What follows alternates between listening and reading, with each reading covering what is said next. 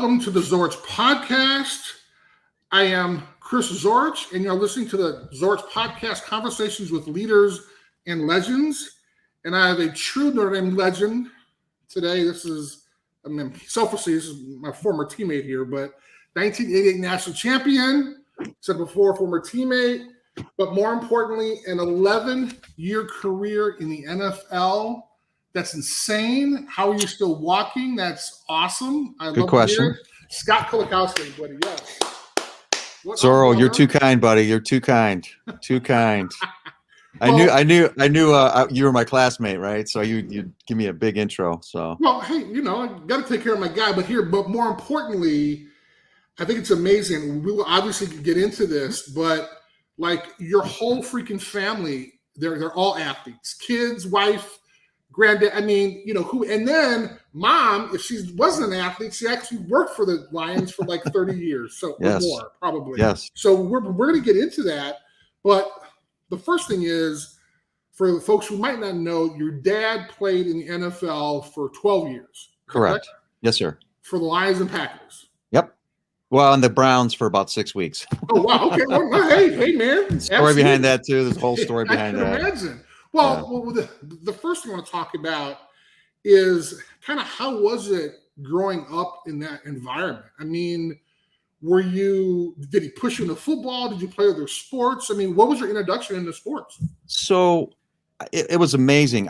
My dad took me everywhere when he was playing ball. And I was in the locker room. I early memories of being in the locker room around the guys. It was a wonderful way to grow up because I wanted to be. My idol was Charlie Sanders, who was my dad's teammate, and Satch, God rest his soul, is one of the greatest tight ends ever, in my opinion. And he's in the Hall of Fame. I went to his induction. Satch he treated me like gold. So my dad used to run these charity basketball games you probably played in them at the Bears or something. We had them at the Eagles and at the Lions. So you have a group of guys and you go play in a high school to raise money for their whatever. Right. Exactly. So you go and play. So my dad ran that whole kind of off-season deal. So I was like the money guy. Aww. So everybody have their watches and their, rolls of cash and stuff. And they had this bag. My dad said, "Don't you let that out of your sight. That's all. That's you." And nobody expected some kid, 10, 12 years old, to have all everybody's jewelry and money and stuff. And oh my God. And I got to experience everything. It was awesome. Training camp to, locker room to, during the season, a little more limited, but off season, all that stuff. It was amazing way to grow up. And then my father, so it was a great way to grow up. And, we moved to northern Michigan, and my dad was a deer hunter, a big outdoorsman hunter, and we bought our business up there. So then I had another great, time too with that. Which I can get into that some, if you want to do that too. But I don't know what your agenda is. I'll just let you roll here. So the idea that kind of your pops was like literally the epitome of a professional sport. Like when you start, were you a baseball player? Did you play basketball? Was it just football? So I played all sports, and I didn't play organized football until I was in 9th grade. I played flag, I played pickup, I played organized basketball, I played baseball. But we lived in northern Michigan, so we had this business, this 1,000-acre hunting and fishing resort, and then another piece, 40 acres, would had a restaurant, a bar, cabins, and we were bow hunters, right? So we did wild game dinners. It was our business. It was on the Tittabawassee River. It was called Stag Haven. It's still there. It's called Lost Arrow. Unfortunately, the economic times in the late 70s, early 80s was really bad. It was 18, 19, 20% interest rate. We got run out of business. But it was a great way for me to grow up. I grew up hunting and fishing and taking hunters out and gutting deer. I don't mean to be gross or anything, but no, that's awesome. So I was around older, grown-ups my whole life, so I got to see a lot at a young age. Now I had specific orders. Son, you're a picture seen and not heard. Okay. Right. You know what I'm talking about. Right. So it was a wonderful way to grow up. And it was because I got to do a lot of things. I had a lot of responsibility as a young kid with work and stuff. I bust tables, I wash dishes, I dug ditches. I did, you name it, right? We had 33 blinds, 33 rye strips. We had to till and seed by hand. Wow. We had 129 blinds or something. We fix them up every year. Rows. It was 1,000 acres. It's a big piece of property. Oh so, I can remember one time we had these big loaded carrots because you had bait for them too. And it was in a dump truck. And my dad and this guy, Bobby Mann, who was our general manager, they buried it to the doors in this big mud pile thing, trying to dump it in. And my dad said, all right, run back to the camp, get so-and-so and get the bulldozer and have them get it out of here so we can pull this thing out of here and get out of here by midnight. So here I am running through the freaking woods, on the road, right? It's dark with a flashlight. I'm like 12, whatever I was. Go back. Hey, we got to go get them, So stuff like that, it's just, it was awesome though. It was just totally awesome. Sounds like a great childhood, man. It was great. So, well, along with that, when you started to get good in sports, let's say, right, did your parents go to the games, or more importantly, when you came home, was your dad like upset, or did he kind of have like this kind of hands-off approach to kind of your career? Well, that's a very good question. So, no, it's totally legit. Yeah, totally legit. So my dad never pushed me into anything. He said, if you do it 100% and you don't quit. Period. End of story. You start it, you finish it. I don't want to hear one peep, not a word, nothing. And if you want help, you got to ask me, because I'm not just going to project it onto you. You kind of stayed out of it, right? But then if you asked for help, you better be ready for a blunt answer. Okay. If you know what I mean, right? Sure. Like, hey, what do you think about that? Well, that sucked. Or, but then he would go on as to why. And, so I rode BMX race bikes. I did all that stuff, right? So, he came to my basketball games, baseball, all that stuff. We had a business too, so he did as much as he could, my mom, etc. And my sister, once we moved back to the Metro Detroit area, because that was in West Branch, Michigan, which is 2.5 hours north of where we are now. Okay. Came back, and then I started playing football, but I went to Orchard Lake St. Mary's High School, which was a boarding school out of necessity because I needed a place to live, because my dad was down here working with his former teammate Mike Lucci, running Bally Fitness, or Victani, excuse me, which ended up selling to Bally, but running Victani's here, because Lucci played with my dad at the Lions. So, and my mom stayed up north with my sister to wind things down, and my sister was a year behind me in a grade, so they want to pull her out of school. Sure. Until she came down. And so my dad lived with the old team doctor, or orthopedic surgeon, Dr. Nestor, oh my God, and Lake Angeles. I lived at Orchard Lake because I could live there. And my mom and my sister came back down, but then you had to live there. Then it changed after my sophomore year, and then you could commute. So I did do that. But high school, we had okay teams. It was a Orchard Lake. I went on to become a very storied program, and the head coach is there now, was the assistant coach when I played there in back in 86 or whatever. Wow. George Porty's had a great career. He's retiring after this season. So I just spoke to the team, or the freshman team.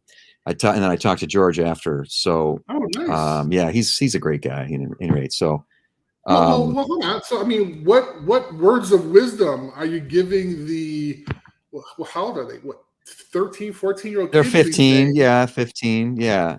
As an 11-year vet, if guy won a national championship, what haven't you done? And they got to listen to you. Well, I guess I look at it this way, Zorro, is, look, we're getting older, right? I just had a 53rd birthday on August 23rd, right? Happy birthday. Thank you, sir. Thank you very much. So I said, look, time goes by fast, fellas. You're going to wake up one day and it's gone, right?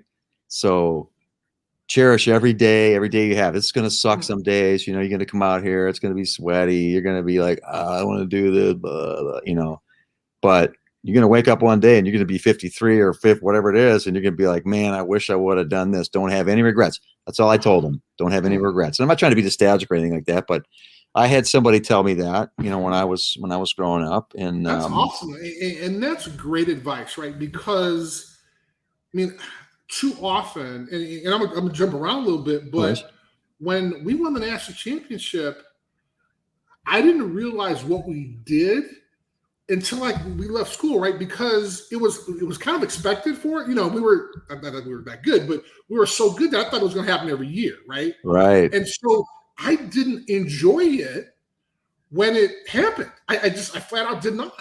And you say that, and of course, when you get older, and I speak to kids too, but that's what you want to impart, right? Is enjoy the moment, because if you're lucky enough to be in a successful high school program, you're going to have success, right? Yeah. And you're going to have tons of memories. But cherish those, because you get older and they're gone, bro. And it's fleeting, right? So my wife and I are empty nesters. I mean, boom, it's gone, dude. I mean, gone. Like their whole volleyball thing and everything. My wife and my mom just went to my youngest daughter's first tournament this past weekend. So at Georgia State. At Georgia State, yes, yeah. Hey, man, I've done the homework, and I want to talk about that too, because you're on it, man. You got crazy genes, which I'm going to talk about later. But the idea that I'll talk a little bit more about your dad, because how was it when? Oh no! First of all, let's back up a little bit. How was it for you during the recruiting process? Right? Okay, so I'm assuming Michigan, a lot of Midwestern schools. Yeah. So here's how it went. I had the good fortune of being, I would say a highly recruited kid. I got, a bunch of letters and all that stuff, right, from all the schools. And a guy named Jim Herman was my coach, my defensive coordinator in high school up until my junior year. Okay. Jim played at Divine Child and he played at Michigan. Okay. So he left. He was a linebacker at Michigan. He left and went on to be on the staff after my junior year. Wow. So you can imagine the pressure to go to Michigan. Okay. Absolutely. So I got recruited by, all those schools and stuff. And my dad had me set up this way to quantify things. He says, okay, you're getting all these letters and you're thinking you're hot stuff and all this. Okay. Yeah. You're 53, bro. Really? I know, but I don't know what audience, I don't want to be rude. You're fine. So he says, you think you're blah, blah, blah. And I said, okay. He says, now you need to quantify this, right? First of all, you have to have a criteria of what you want for a school, right? Okay. Secondly, you're going to grade it out after that. So here's your criteria. Here's the schools you're going to, and then you're going to go there and you're going to grade it out. So you have something tangible. And then there's always the intangible things too, like feel and team and that kind of thing. So I did that to my 5 visits, which was Michigan State, Notre Dame, Virginia, where my father went to school, UCLA, and Colorado. You didn't even take a trip to Michigan? No. Really? So then, that didn't go over too well. Bro, the people. Well, for Michigan, there's a whole story behind that too, but which I can fast forward to another time. But it's kind of funny because it all came full circle because Gary Mueller was the D coordinator back then. Okay. And my dad had a policy where he would field all calls and letters throughout my season because number 1 on the list was academics. Number 2 was football. Number 3 was recruiting, right? Because look, if you're not eligible, you're not playing. So let's just cut to the chase, right? And if you're not playing well and you can't play, there's no school. So so he would field calls, and he and Gary, Gary called, wanted to talk to me about it anyway, and he didn't. So then it's funny because Gary became my coach later on at the Lions years ago. Right. And I loved Gary. We had a little rough start, but we ended up becoming very good friends. And I consider him a hell of a coach because I learned a ton from him from an offensive perspective because he was offensive coordinator for a long time. He'd say, Colo, go right here. They can't block it any other way, right? Because here's your help. You just because there's only one way to do this, or there's only so many ways to do it. So I have a much respect for Gary and his football knowledge. He was a great guy, and I really enjoyed playing for him at the time because we had a great room at the Lions at the time. Our linebacker room was awesome, just great guys and good players. And at any rate, so that was my recruiting process, and I took all those visits. And I didn't even know what Notre Dame was. I got a letter from him one day. I'm like, who is this? I didn't even know. I had no clue. Wow. with the thing on there and all that. It was, and I think it was, I think it even came from Jerry Faust at the time, way back, and then it blew. And so, but I in my recollection of it, it was like, Notre Dame, where's that? I said, I didn't even know where it was. Because, you're brainwashed with Michigan State, absolutely. And then Virginia, because my dad, we always used to take a trip down to Virginia to go deer hunt with all his cronies down there. Really? Yeah. So back in the day, they had 14 games in the NFL. My dad was playing, so you ended before Christmas. So my mom and dad are from Pennsylvania, so we get in a car, we drive to Pennsylvania. My mom and my sister and I would stay, with the grandparents, and then my dad would go down with some of his teammates, or like my uncle David, who played, for Brock's. Uncle David, who played for the Cardinals, St. Louis Cardinals as a quarterback. And he ironically played for Miami, Florida too, which, so anyway, it's a very, it's football is a very parochial network. It's very small. And, so, I'd go down to Virginia when I got older, I was allowed to go, and go there, they go deer hunt and whatever. So it was, but getting back to my recruiting thing, it was a great way to tune out the noise, and really focus in on what's important, right? Really what's important. And my dad had a very simple way to cut through the shit, so to speak, and make it easy. Well, but also, I mean, having gone through it, right, and understanding kind of the game behind it, I mean, what better advice could he have given you? I mean, these are the most important things, get your list together, evaluate them when you come back, and then, when you go, and then when you come back, let's talk. And so, I mean, that had to be a great process. So how was it that you chose Notre Dame over, Michigan State?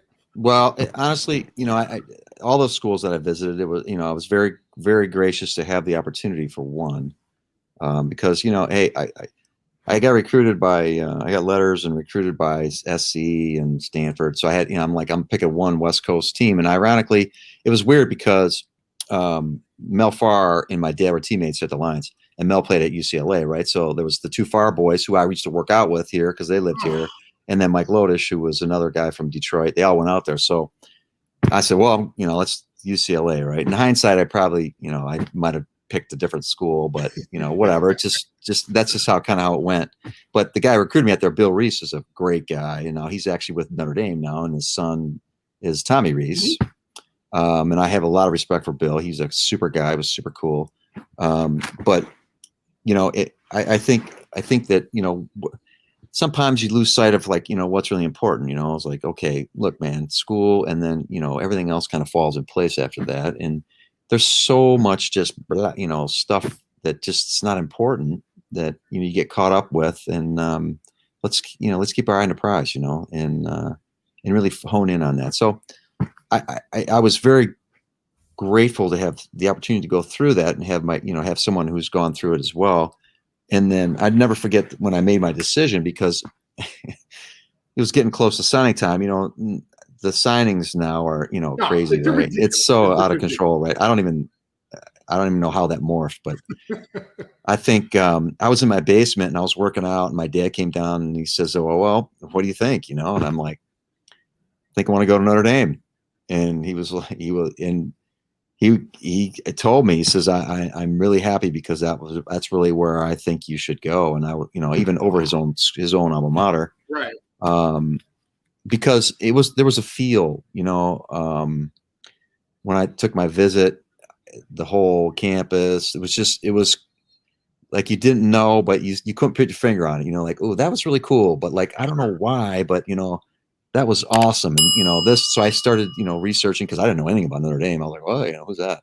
So And the academics were, important in the school and the name and all that stuff, and not the name so much, but what goes behind it, right? What it stands for. So that was it. And I said, okay, I'm going to Notre Dame, and that was kind of it. So it wasn't like this. I mean, when I talk to some of the guys, they talk about how Holtz kind of put the pressure on them, like on your visit or whatever. None of that happened. No, he came into our house, and and my mom makes these Italian cookies. My mom's Italian. He makes these Italian cookie things, pizzelles, and Lou loved them, right? So I think he might have ate a whole box. I don't know, but so I just remember that part about it. And then George Kelly, when I signed, because Todd Light, T. Light was in Flint. He Flint Powers. So George Kelly on signing day, he drove up to Flint, got T. Light to sign, and then he drove down to me on his way back, and we signed. And it was very anticlimactic, so to speak. It wasn't like it was just matter of fact. You just, okay, that's where I'm going. It's strange. I know to say that. I mean, I had my school did something, where you sat there and some of the news guys came in, and I said, and one of my classmates, who is now my brother-in-law, Stephen Strachan, played at Holy Cross, and he committed to Holy Cross to go play. And this was back when they had Gory Lockbaum and all that. Yeah. So Stephen, we were sitting there at this table, and the news, and then they had like a little blurb in the Detroit News or Free Press. I can't remember, or both maybe. That is so cool. And but it's nothing like it is now, with all the hoopla and all that. Yeah, it's light years from. Just is. I'm sure yours, it's just different. It's not bad or good or bad. It's just different. That's all. I'm sure you might have. I don't know what yours was. I'd be curious to know that too, like how you did it too, because I don't know. Well, I never even thought about it. Like seriously. You're listening to the Zorich Podcast with Scott Kowalkowski. We're talking about kind of our recruiting experiences. Mine was. It literally was, we signed it. I think we may have faxed it over or sent it over, something like that, because, one big thing was that my mom wouldn't let any of the coaches come over because kind of in the area we lived in, and she was embarrassed and stuff like that. So none of the coaches, so everybody's like, oh yeah, the so-and-so come over. I'm like, no. And then Lou offered, I remember they offered to bring Lou up, and my mom was like, no, that's good. I was like, nah. And they were like, what? You mean you don't Lou Holtz at your house? I'm like, well, my mom said no. They're like, okay, this is kind of weird. Well, did they come to your school? Because like Foge Fazio came to my school, Kurt Schottenheimer, Lou came to the school. So Foge is from Pittsburgh. Okay. And he knew my family, right? Because it's just a small world, right? Wow. And Kurt Schottenheimer, I see Kurt Schottenheimer here in Detroit now. He's a member at the same club, Red Run. Gosh. Yeah, he lives here full time. Well, not full time, but he's retired now. But he lives here, in the summer. And so it's a small, strange world. Because Kurt recruited me for a little while, and then when he went to go coach with his brother Marty in Cleveland. Right. And then that's when Barry came in. So yeah. Which it was so cool because. I mean, and I really didn't understand this, Scott, really until later. But, I thought we were the shit, right? And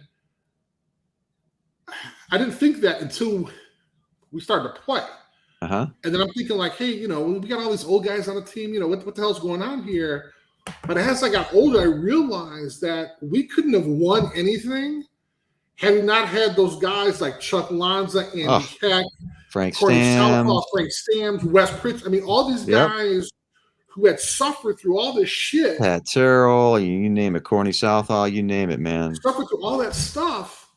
And I'm thinking, look, I mean, it's you, Andre, Tim, Winston. We all these young guys who are like playing and beating all these old guys out. But I thought, and it's so interesting because that's what was kind of special about that experience, I think, was that Holtz was able to combine kind of these new like punk kids and kind of these old guys who had went through the 58-7 loss Miami. And dude, when I'm talking to these guys, man, the culture in that locker room was insane, dude. And that's why like it's so weird for me to hear about that because You're only talking about 2 or 3 years later, and it was great in the locker room. You know?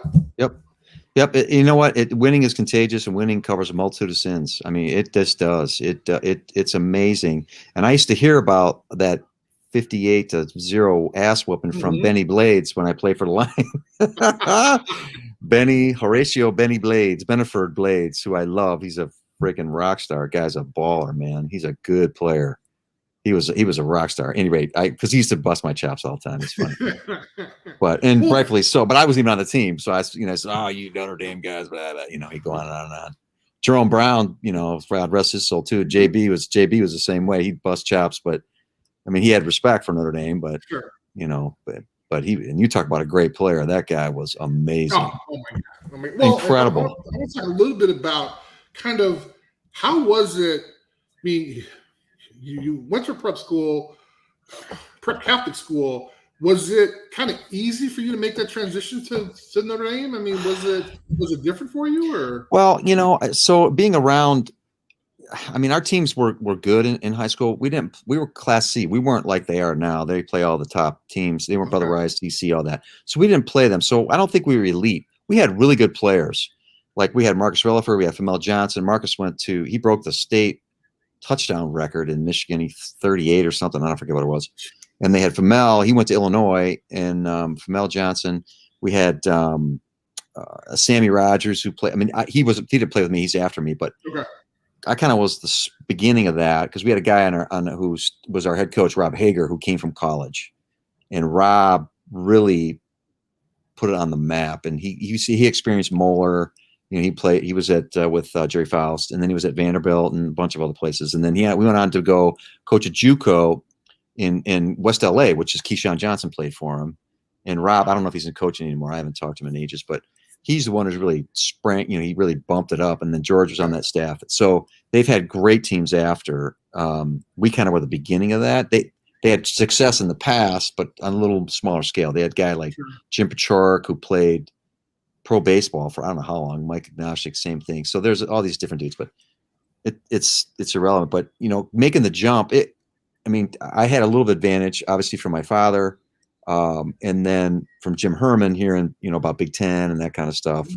But I mean, I had no expectations, and my dad, this is a funny story, and a lot of people don't believe when I tell them, but I did an interview for somebody from one of the papers, Sporting News or something like that. And so this I think you'll get a kick out of this, Chris, because I don't know if I've told this to many people, honestly.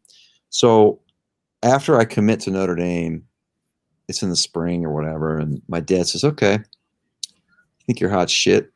You're going to go play at Notre Dame. We're going to go and put the pads on and do one-on-ones." Yes. Wait, but so hold on. Yeah. How old is your dad at this point? I don't know. I was 18. So he's, what is he? He was probably 25 when he had my, what is he? 43, whatever. I don't even know. Right. Are you serious? Yeah. So we go to this little middle school. He puts on his Lions because, like when you left the Bears, you get your uniform and all that. Right. He puts on all his Lions gear. Oh my! And I got my high school stuff on, and we go, and there's like kids playing on these little playground things and all this stuff, and there's a little field there, It's a spring. It's in May or something. Yeah, it's in May, and everybody's looking at us going like, "What the hell? What are these people doing? Like they're crazy." So he says, "All right, line up, da da da da." And he jumps off sides on the first. He does, he said it's on 2 or whatever. He jumps off sides and he head slaps me. Okay.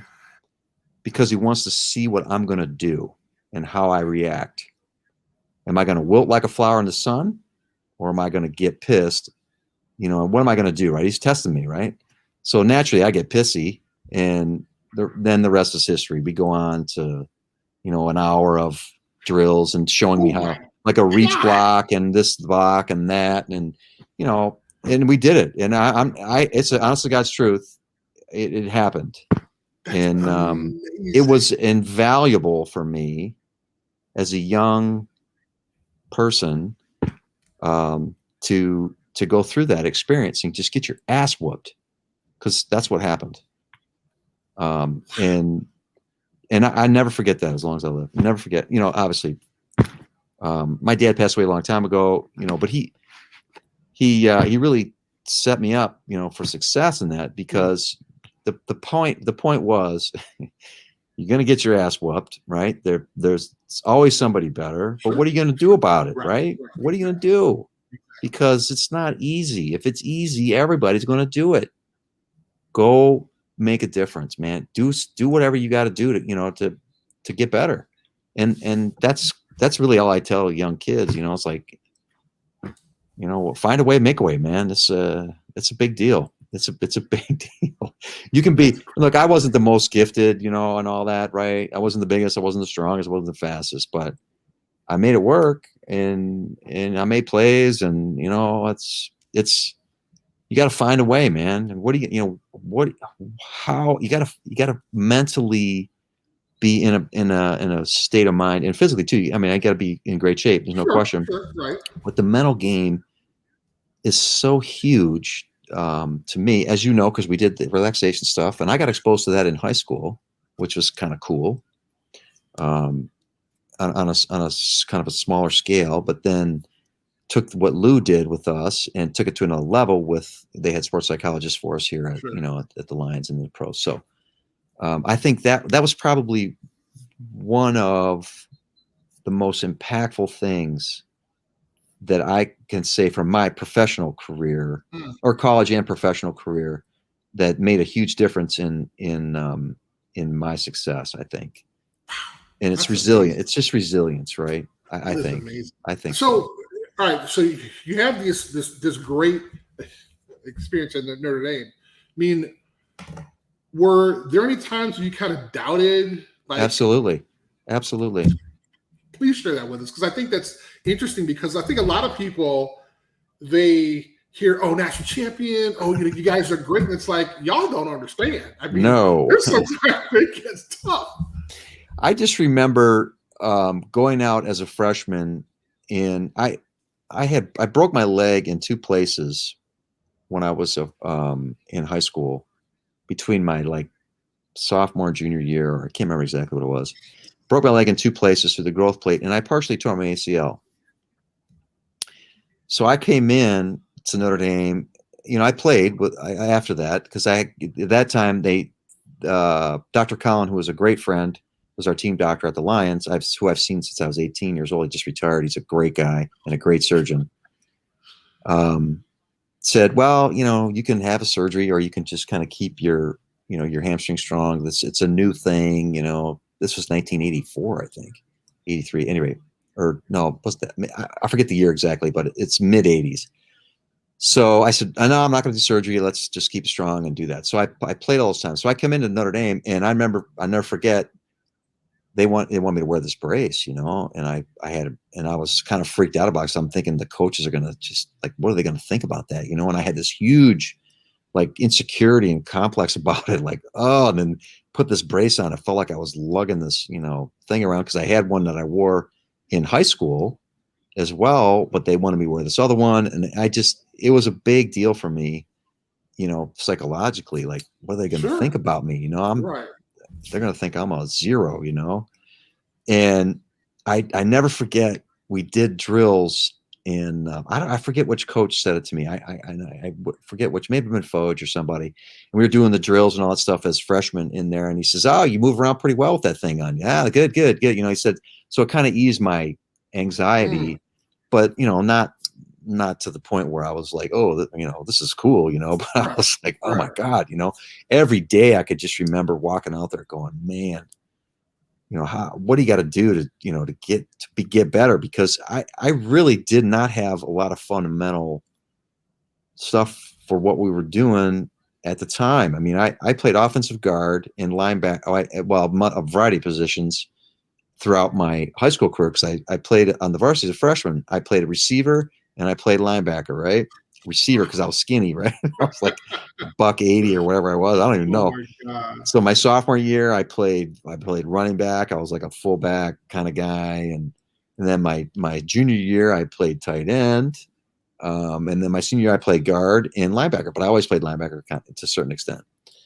So, but we just didn't have the great fundamentals, and I just remember other people being ahead of me, and man, that just drove me crazy, drove me nuts that I was behind, and it pushed me to get better.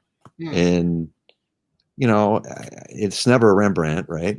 And I remember, being on the scout squad and not getting in and just, wanting to play. And I went back to the dorm very discouraged, many times, not doing poorly in drills. Hey, look, man, everybody's been there. It's tough. It's tough because you're trying to benchmark yourself, from against guys who've been there, who have all this other experience, that have confidence. And it's not that you can't do it. It's just, you just don't know how yet. And you got to learn, and you got to teach yourself and have confidence when you come in, and not to the point where you're, you have this, arrogance. That's not the case. You don't want to demand respect, because that's a big deal. That's Right. not a good thing. You want to command respect by your actions. You know what I mean? Because, you've seen back in the day with rookies coming in and they're, hot shit or whatever. And what happens? Whoa. I mean, I don't think it happens these days, but you know what I mean? Right. So absolutely. Yeah. I mean, I remember, we had our talent show too remember our freshman year when we were in that big hall and we had we had to make up some for a talent show. I was dreading that. I was so nervous, and I don't remember what I did. I just remember, but I was like, oh, I don't know what to do. I had to come up with something. Plus you got, all the pressure from, the coaches, and just, it's not an easy thing, as you know. No, I mean, you went through it. No, you went through it. So but right, you look back on it and you say, wow, man, you did that. That's pretty cool. You accomplished that. So, well, yeah, but also, and I don't want to assume, but winning the national championship was pretty cool, right? Oh, what about, and we'll have a chance to talk about that in a second, but do you have a moment, kind of a football moment outside of winning the national championship, that you can kind of remember or that you enjoyed? Oh boy. I truly enjoyed once I got into the rhythm, getting through the first year and getting into that spring ball. I kind of enjoyed spring ball because it was some simplicity to it. You knew what was right in front of you. It's like training camp too. I've always, I say that, I like training camp. People are like, what? You're out of your mind. And I can see why they would say that too, because it's not an easy thing, but it's just the pure competitiveness of it. It's right in front of you. You got 3 meals, you got 3 hots in a cot, right? It's simple. You're in the zone. You block out the noise and you go. And there's something about that I liked. And yeah, it was hard and all that, but it's no different for anybody else. Everybody's going through the same thing. So you're not special. It's just how you handle those situations. And I thought that was, was really cool. I remember doing 3-on-3, and this remember the 3-on-3 drills we used to do? Oh, God, yeah. Okay. How could you forget, right? Wake up in the middle of the night twitching, right? Like, oh my God. Exactly. Because I remember in a matter of 2 plays, this was hilarious because Coach Holtz, he saw me the first time and he's like, hell no, son, that's terrible. You never play. And then the next one I make a play and he's like, you got to get him in there, Right. I went from zero to hero. Literally, you go from the penthouse to the shit house, or just, back out. So, that's just sports in general, right? So you got to have a thick skin and a short memory and all that stuff. So, but I think that once you my moment is kind of mastering the mental side of things and getting over that and being comfortable, competing and having the ability to fail and brush yourself off and get back up and then be successful too, right? Right. Those are invaluable lessons, and I look back on that and it gives me satisfaction that way. And it's nothing super big or whatever, but it's just to be measured over time and come out on top. That's a hard thing. It's like training camp, it's like, it's you're getting measured over a period of time, and it's so. I guess I don't know if that makes sense, but it does to me. So, well, but how was the experience for your family kind of coming up? I mean, your dad obviously played, but having a chance to kind of see, his kid on this large scale. I mean, what was that experience like? I mean, would you walk out of the game and your dad would be like extremely excited, or would be like pissed off? Nothing until we started talking, right? So I can remember, because we had those little tailgate things and all that stuff, right? Right. So I always had to ask one, right? Otherwise, we're not talking about it, right? So you come out and I, you always let the cool down, and if it's a win, everything is, because winning covers multitude of sins, right? It's kind of better and everything. But I tried to wait till, like the dust settled and get away from all that and then ask them maybe on the next day or whatever. Okay. Say, what'd you think? And then sometimes it was like, hey man, it was great.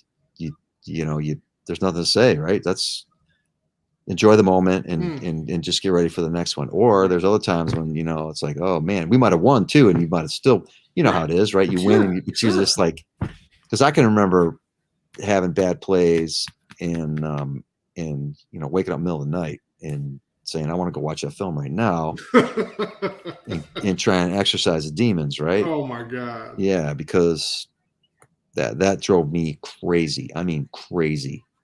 Because margin for error is small, right? Sure. No, absolutely. You're dealing with the elite people and it's small. So you aim small, you miss small, right? So that's I think it's a military term, but at any rate, that was cool from my perspective at that time. In the NFL, we did the same thing, and it was a little different because I'm a grown man then at that point. Right. But you're still, father, son, and it's. I look back on that and it was great. It was cool. It was really cool. And there are guys that I talk to this day that play with my father that were either, in the business, meaning in the NFL, scouts, whatever, and talk about different things all the time. So it's really nice for me because I have kind of two families. I got my college, absolutely. And then I got the NFL guys, and some are the same, right? There's people that transcend both. Right.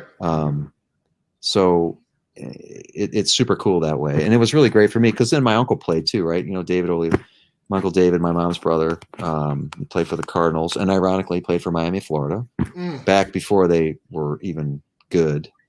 He followed, I can't think of, there was a really, really good quarterback that was there too. And I cannot think of his name right now. And then obviously Brock, so. Well, I mean, it's so interesting to kind of hear your perspective and kind of understand, like, we're both kind of going through these same things. But I mean, what did winning that national championship mean to you? Because I mentioned before with me, like I didn't understand what happened at the time, but how was it for you? It was exactly the same. I have a picture of Dave Butler, who you know. No, absolutely.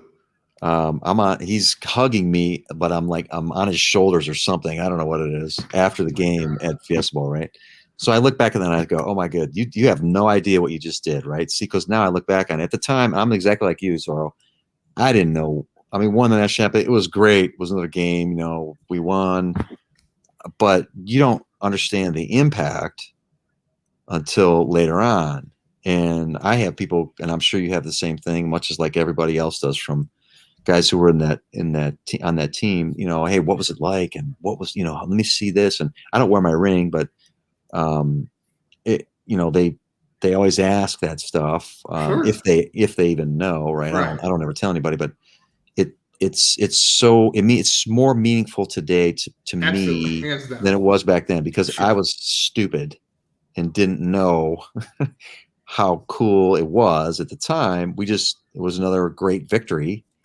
And just like you, I'm exactly like you. So yeah, it was great. Okay. What's next? Right. Right. Exactly. I was like, okay, so we got practice, I mean, right. Let's go. It was interesting because even like that game, and like, everybody talks about the Miami game being an important game, but for me, this is my opinion, but I think for me, the USC game was a turning point for us. And the the biggest reason, and you talked about kind of what your dad was able to kind of teach you before you got to Notre Dame.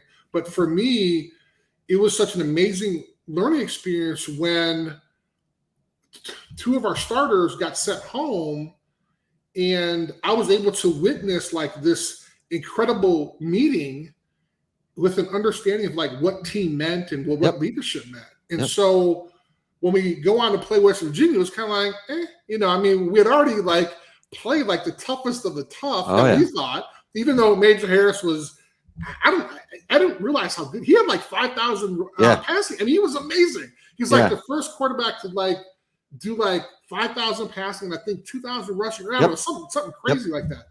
But I mean, he's in the College Football Hall of Fame. So the idea that it was almost kind of like a letdown playing those guys, like we had already like played like men, top teams, no question. Yeah, I think we knocked him out of the game or something. Yeah, somebody. I forgot who it was. Yeah, Frank or somebody, or I don't even know. Like literally in the first quarter or something. Yeah, I think he was out. I don't recall the whole game, but it was we had a great team, Zorro. We didn't even know we had. I mean, other people did, but I think we were, ignorance is bliss, right? Oh, absolutely. Because I just remember playing SC. We had that little scuffle before. Leroy Holt and the crew, and Aaron. I was actually in training camp with Aaron Emanuel. Oh, wow. In Philly, who I love. He's a great guy too. He's super cool. And we talked about it, back in the day. This was years ago. And then one of my good friends from the Lions, Danny Owens, was on that team. Yeah. And he lives in Atlanta, where my daughter's at school. It's funny. I talk to Danny quite frequently, and he'll talk about the other side, like what was going on and all that. But to think about the impact of that game, and then when Stan intercepted that ball and just was shot out of a cannon to the scored. And somebody hit Rodney, Pete, and it was an amazing game, and just start to finish. That whole year was that way. It was magical, and I think back to we had a scrimmage, and help me with this too, because I don't remember. I think we had a scrimmage that year, and I think Lou kicked us off the field or something. And then we came back and we finished the scrimmage or something. I think something like that, yeah. It was something to that fact, and I think that might have been a big part of like the turning point, of like, hey, less than a winning effort is not acceptable here. Right. It's just not happening, right?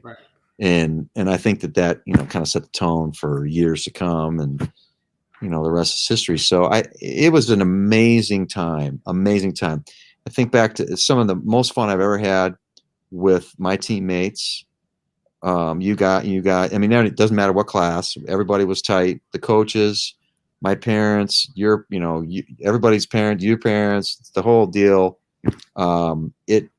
Friends, it was an amazing experience. It really was. 4 years it was a blur too. Seriously. I mean, it was, one of the times that I think was so special was, and I say this because unfortunately, and I have strong opinions about this, Notre Dame, their athletes do not live with regular athletes. I mean, they don't live with athletes. No. They live with regular students. Mm-hmm. So during the summer, when we were in summer school, I thought that was like heaven, because every time I turned around, this basketball player, and I was dating a chick on a volleyball team, so it was a volleyball player. I mean, it was like everybody was there. Yeah. But more importantly, the guy right next door was my teammate. Yeah. It was either you, it was either Andrew, George. I mean, it was anybody. And we didn't have that normally. And so I cherished those summers because, like, we literally would just hang out. Guys would even close their doors. They just keep their doors open. Yep. And we just had this great time. Yeah. Our teams were tight, man. Tight. I don't care. The whole community, the all sports, it's such it was a great experience. I look forward to summer school personally. I mean, it was awesome. It was a great time. Yeah, it was. I know you have to be running along, but I want to talk a couple more things. Yeah, no worries. When you got drafted, what was that feeling like? Because not everybody has a chance to. There were a couple more rounds than there are now. But what was that experience like for you? I mean, was it like, hey, my dream's coming true, or were you just kind of sitting by the phone waiting for the thing to ring and like picking it up, see if there was a dial tone? Painful. I worked out, I was getting ready for the draft. I had, people trying to be my agent and all that. I said, no, I'm going to do it myself. And my dad was going to help me. I took it seriously. I had no idea. I didn't think I was going to be a, first day pick and all that stuff. But I was worked out by the Falcons, I think, 4 times. And I remember Bill Cowher worked me out. Oh my goodness, like an hour and 20 minutes of like just brutal. And I talked to him about it at one of the games like a few years ago. I saw him and I don't know if you really remember, but I reminded him. Kind of funny. Oh yeah. Well, I was in shape too. I was in shape, right? But it was painful, honestly, because I just wanted to get somewhere and go. And I got picked by the Eagles on the second day, and it was very anticlimactic. I had Rich Kotite was our coach. They said, "Hey, we drafted you. Love to have you. We're going to bring you in for this, and here's Carol. She's gonna make your arrangements." And bing, bang, boom, boom. I was in Philly, and that was it. And we had great defenses there: Reggie White, Jerome Brown, Seth Joyner, Pod Simmons, who I love, was just an amazing friggin' guy. Eric Allen, the rest is history. Randall Cunningham, Keith Jackson. We had great teams, really did. We couldn't get over the hump. Our defenses were really good. We're the only team to be number 1 in defense in all categories and not win a Super Bowl. I found that out recently. Wow. The other teams are the 85 Bears, obviously, and then the I can't think of the name. The Ravens, 2004 or whatever it was. I don't even know, when they had Ray Lewis and all those guys, and Trent Dilfer was quarterback. So, it was old school. Bud Carson was our D coordinator. Steel Curtain, amazing. Grew up right down the street from where my mom and dad grew up in McKeesport. Bud smoked, and he was he had his narcolepsy too, right? So he took meds for the 8 fall asleep and stuff. It was totally, yeah. We played 5 preseason games every year. We went to play. It was brutal, man. Brutal. You go to camp early, right? It's tough. But you have this amazing experience after Philly. You play for not only your so I can get this straight. I wrote all this stuff down. Not only for your hometown team in the Lions, but your mom worked in the actual office of the Lions. Yeah. Your dad played for him way back in the day. Right. You spent 9 years with him? 8. That's insane. 8 seasons. Yeah. So, it was awesome. And your mom is like, "Hey, mom," like you're walking past. I mean, like, "Hey, did you bring?" Like, it's like I'm sure the guys are gonna give you shit for that. Oh my gosh! Hey, did your mom get your lunch for you? Huh? No. So this is true. So I'm a free agent. I get hurt 1 year. Whatever. Long story short, I'm a free agent. I sign with the Lions. I go in there. So naturally, it's all coming out like Spiels and Danny Owens, all these guys.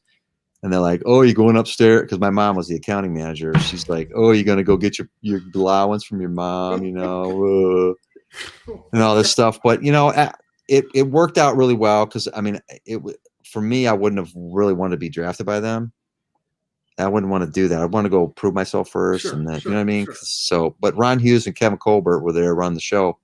And Ron, rest his soul, became a good friend. I still talk to his son, Ted.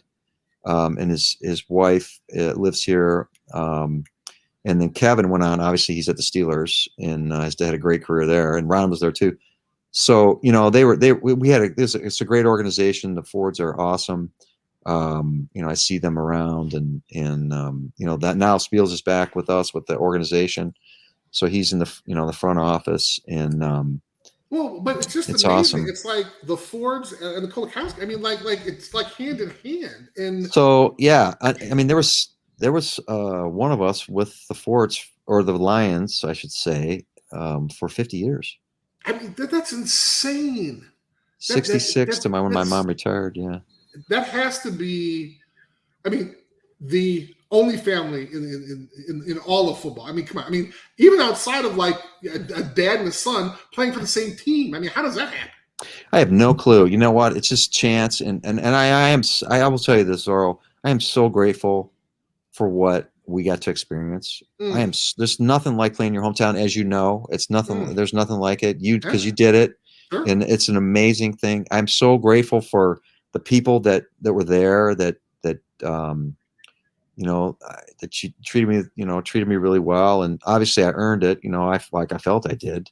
Well, but not even that, Scott. I'm talking about like as a kid. I mean, going to training camp. I mean, you're shagging balls or whatever, or it's fun. I mean, it was like fun. Literally, this is like it's just been part of your life Mm-hmm. and you don't think there's anything. I mean, why would you think anything's different, right? I mean, you had this great experience. That's what you do, man.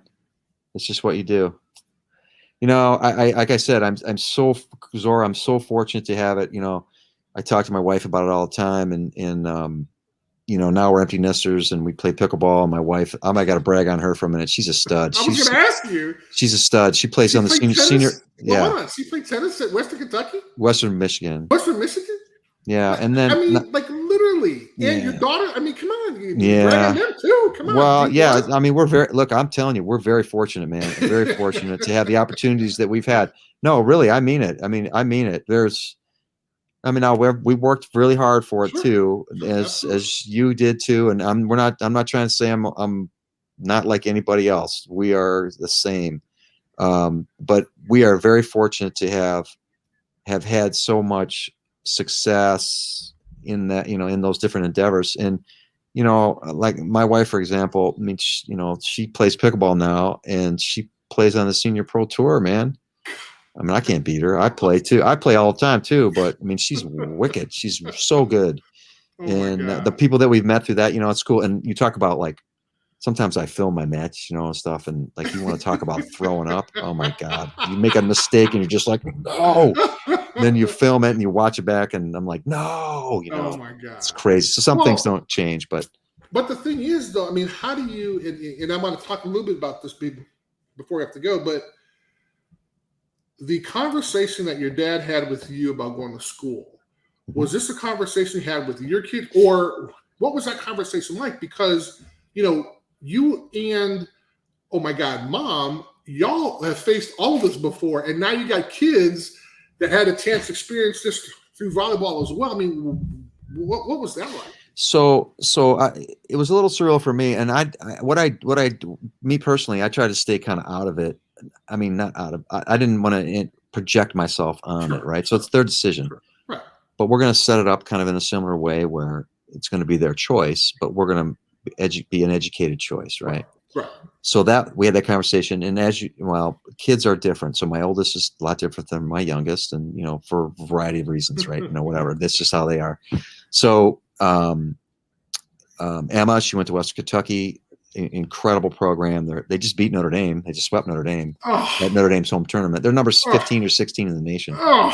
Great program. Yeah. And actually we played them when my daughter was a sophomore. We played them the first round of the NCAAs at UK. Wow. And beat them then. Yeah. It was so at any rate, and Mike, the guy who's the head coach there, is a great guy. He's a great coach. They have a good program too. They're like number 25 now, I think. Or no, they were number 20, I think. So they've really come back from where they were. But I had the similar conversation with her, and my wife was very involved in it as well. And we're lockstep, with what's happening. So this is a long-term decision. This is not a flash in the pan kind of thing. So my youngest is very similar, and now she's experiencing it down in Atlanta right now, the same way. So, and my oldest daughter she's in grad school now at Belmont University in Nashville. So she's doing that. She coaches volleyball in club, and then she works for the university and teaches pickleball and other stuff. And then my youngest, obviously, she's playing. So it's good, Chris. I can tell you, man, we are so lucky for what we've have. And it was a riot too. It was just fun, really fun stuff. So, well, I'm going to ask you just a couple more questions. Yeah, no worries. One thing I'm curious about: how are you when they come off the field or the court? I mean, how are they? Do they look at you kind of like kind of outside of their eye, going, "Man, is he going to be upset?" Or, I mean, what's that experience like? Because you faced it as an athlete going to your dad, and now your daughters are coming off the court. Like, I mean, what are you saying to them? Well, nothing until they approach you. Okay. And they, or my wife, Michelle, who has a great perspective on it. Sometimes more though, 'cause she's not maybe sometimes I would get emotional about it, and say things to her or whatever, but very, so I didn't say anything, come to us, and then let them initiate the conversation, and then let's have a discussion about it. And then what are we going to do to fix it? Right. We're not going to, that's all in the past. And this is why my wife talking too, because she's really good at it. Better than me, actually. So That's awesome. That's in the past, right? Let's compartmentalize it. We are in the, we're here, we're in the future, we're in the present, and then we're going to the future, right? So it's over. It's got to move on. I think you carry too much baggage around, and it affects your next thing, your next decision, your next play, whatever. You got to have, you got to have short memory. You got to be like a corner in the NFL, right? You might get burned for a touchdown, but then you intercept the ball for a one of those kind of things. So I think that's invaluable for young people too, because you get so caught up in things, and then look, man, kids can be mean. They with social media and stuff. Sure. I mean, it's and girls are different than boys, much different. And I asked, this is an interesting comment. I asked a coach a female coach who coached men and women in college sports, in college volleyball, actually. And I said, what's the difference? And it was interesting to me. And I don't know if this is just an opinion. Sure. But this lady said to me, girls have to feel good to play well, and guys have to play well to feel good. And it was weird to me. Wow, I was like, oh, okay. And maybe it's true, maybe not. I don't know. And I'm not trying to, put everybody into I guess, but it was interesting to me to say that. It's very interesting. Yeah. Yeah. And, all right. So, at any rate, last question I have. Yes. You've had some great mentors in your life. Can you share with us kind of which one probably impacted you the most outside of your parents? Okay. Who may have impacted you the most? Oh boy. I will say I had one of my dad's teammates, a guy named Russ Bollinger, who was around. Yep. Boley, played a long time and was a scout for a long time. Great mentor to me. I have another good friend of mine, Paul Corey, who was a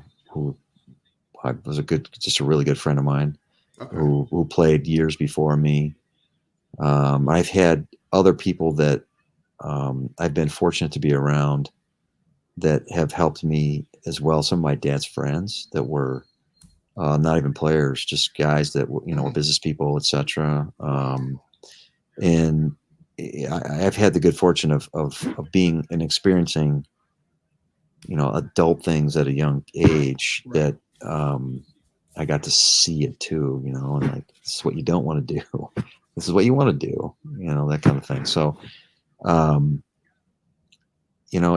obviously my parents, had an influence on me too, but both of my uncles too, really, really good perspectives. Both of my uncles. Well, really. And I'm getting kind of fired up. I'm going to let you go after this, but the idea of you've been around a lot of successful folks in an industry that literally is very, very cutthroat, right? Oh, yeah. It's brutal. When you experience kind of culture and leadership, like what do you think you learned as a leader from those experiences? I think that